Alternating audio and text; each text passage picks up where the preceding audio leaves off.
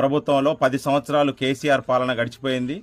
ఆ తర్వాత కేసీఆర్ పాలన బాగలేదని చెప్పేసి ఈ రాష్ట్రంలో ఉన్నటువంటి 4.5 కోట్ల ప్రజలు ఏదైతే ఉన్నారో అందరూ కూడా ఒకటై, అన్ని వామపక్ష పార్టీలు ప్రతిపక్ష పార్టీలు అన్నీ కూడా ఒకటై కేసీఆర్ ప్రభుత్వాన్ని గద్దెదించి రేవంత్ రెడ్డి ప్రభుత్వాన్ని గద్దెనెక్కించాం. రేవంత్ రెడ్డి ప్రభుత్వం రాకముందుకు కాంగ్రెస్ పార్టీగా ఎన్నో వాగ్దానాలు చేసి ఈరోజు అధికారంలోకి ఎక్కినటువంటి రేవంత్ రెడ్డి మాట్లాడుతున్న తీరు ఏమాత్రం కూడా ఆశాజనకంగా లేదు. అదేవిధంగా 6 గ్యారెంటీల పేరుతోటి అధికారంలోకి వచ్చారు.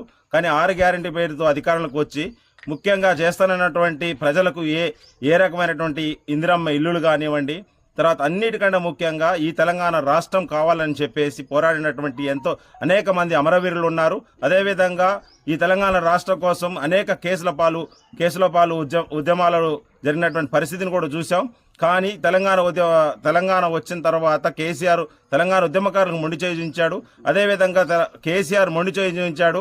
ఇవాళ తెలంగాణలో ఉన్నటువంటి తెలంగాణ కోసం పోరాడినటువంటి వాళ్ళకు ప్రతి ఒక్కరికి కూడా ఇంటి స్థలం ఇస్తాను, 250 గజాలు ఇస్తామని చెప్పేసి రేవంత్ రెడ్డి ప్రగల్భాలు వలికి ఈరోజు గద్దెనెక్కిన తర్వాత కనీసం తెలంగాణలో ఉన్నటువంటి అనేక మంది ఏదైతే తెలంగాణ రాష్ట్రం కావాలని కోరుకున్నటువంటి వాళ్ళు, ఉద్యమాలు చేసినటువంటి వాళ్ళు ఈరోజు గుర్తింపు కూడా లేదు. నిన్న ఏదో మండలిలో మాట్లాడుతూ ఉన్నారు, ఒక సంక్షేమ బోర్డు ఏర్పాటు చేస్తామంటున్నారు, తెలంగాణ ఉద్యమకారులకు ప్రత్యేకంగా 250 గజాల ఇంటి స్థలం ఇస్తా అంటున్నారు. కానీ ఈ ఓన్లీ మాటలకే పరిమితమైన తప్ప ఎక్కడ కూడా ఇచ్చేటటువంటి పరిస్థితి కనపడట్లేదు.